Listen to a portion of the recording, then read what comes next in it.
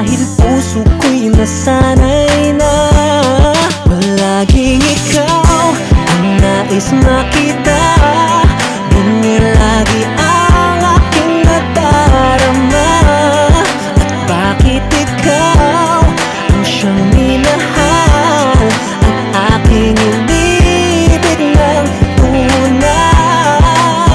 Huwag mo lamang sanang sasabihin iiwanan ako at may papalit na sa akin.